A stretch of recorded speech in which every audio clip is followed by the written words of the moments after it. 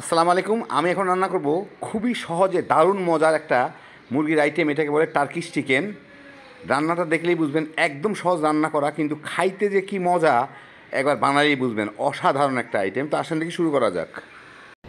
আমি এখানে আধা কেজি মুরগির মাংস নিছি, ছোটো মানে মাঝারি দরমা যেভাবে রান্ধি সেরকম টুকরা করে আমি কেটে নিছি।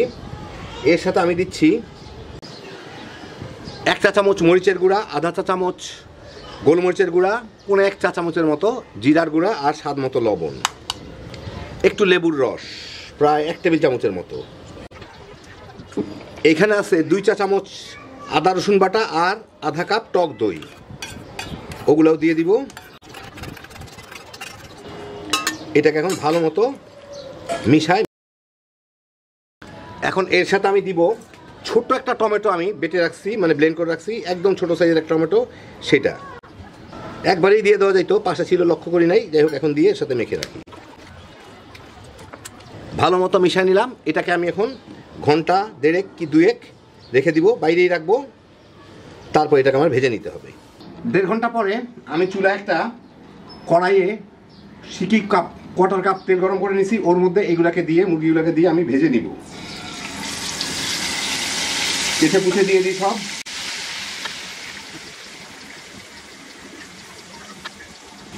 এখন এটাকে আমি ঢেকে দিয়ে মিডিয়ামের একটু নিচের আছে ভুনে নিব আর কি, প্রায় 12-15 মিনিটের মতো আর কি, যতক্ষণ এটা সিদ্ধ হয়। ব্রয়লার মুরগি জলদি সিদ্ধ হয়ে যাবে, মাঝে মাঝে তো নেড়ে দিতেই হবে। যতক্ষণ মুরগিটা হচ্ছে ততক্ষণ আমি একটা হোয়াইট সস বানিয়ে নিচ্ছি। এইখানে আমি 1 টেবিল চামচের থেকে সামান্য একটু বেশি হয়ে গেছে, অবশ্য অসুবিধা নাই, বাটার নিচ্ছি। এটাকে আমি একটু গলায় নেই।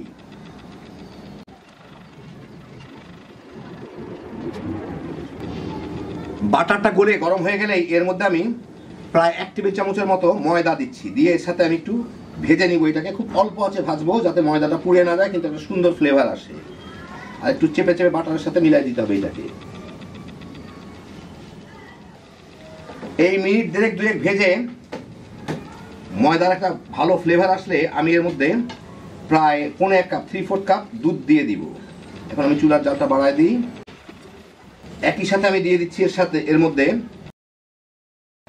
1 চা চামচ ক্রাশ পেপার মানে শুকনা মরিচ ভাঙা, আধা চা চামচ গোলমরিচের গুঁড়া, সামান্য একটু লবণ আর আধা চা চামচ অরেগানো। অরেগানো না থাকলে যে কোনো ইটালিয়ান সিজনিং দিতে পারে। এখন এর সাথে মিলে একটু জাল দিয়ে নিব, ততক্ষণে আমার এই সসটা ঘন হয়ে যাবে ইনশাল্লাহ।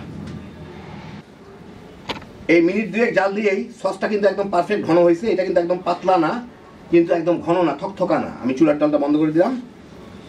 একদম থকথকা না, বেশ ঘন গাঢ় একটা সস রেডি হইলো। এখন আমার সসটা রেডি হয়ে গেল। এখন মুরগিটা হইলেই তার উপর আমি ঢেলে দিতে পারি এটাকে। প্রায় 15 মিনিট ভুনলাম, মুরগিটা হয়ে গেছে। দেখেন সমস্ত ঝোলগুলা শুকায় গেছে। মুরগিটা সিদ্ধ তো হয়েছে বটেই, তেল ছেড়ে দিচ্ছে পুরাটাই। এখন আমি চুলাটাকে বন্ধ করে এটাকে আমি এখন আরেকটা জিনিসে ঢেলে নিব, সেটা আপনাদের দেখাচ্ছি। এটা পরিবেশন করা হয় একটা মোটা লোহার সিজলার করার জন্য, যে পাত্রটা থাকে তার উপরে। তো আমার এখানে নাই, না থাকলেও গরিবের জন্য আমি এখানে একটা মোটা তাওয়া, গরম মোটা তাওয়া, রুটি বেলার তাওয়া গরম করে নিছি একদম গনগন আগুনের উপরে। ওর মধ্যে আমি এগুলাকে দিয়ে দিব মাংসগুলাকে।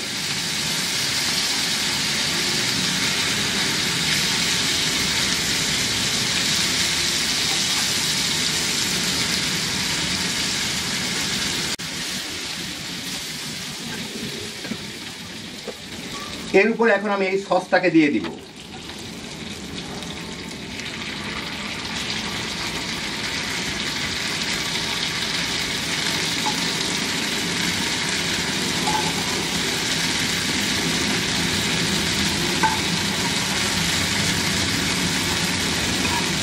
মোটা তাওয়া গরম করলে বেশ ভালো সময় কিন্তু গরম থাকে। এটা দেখছেন এখনো গরম আছে কেমন।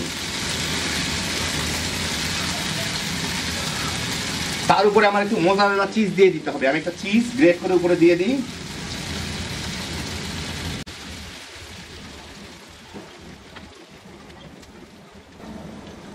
দিলাম। এখন এইটাকে আমি এই কয়েক সেকেন্ডের জন্য ঢেকে দিব, যাতে চিজটা গলে যাইতে পারে ভাপেই। প্রায় মিনিট খানেক ঢেকে রাখলাম, আশা করি চিজগুলা গলে গেছে। একটু উঠায় দেখি যদি এটা গরম হবে। হ্যাঁ, চিজগুলা ভালো মতো গলে গেছে। এখন আমি এর উপরে একটু পেঁয়াজের পাতা ছিটা দিব ডেকোরেশনের জন্য। ধনিয়া পাতা কুচিও দেওয়া যায়, যার যার পছন্দ মতো দিয়ে নেবেন।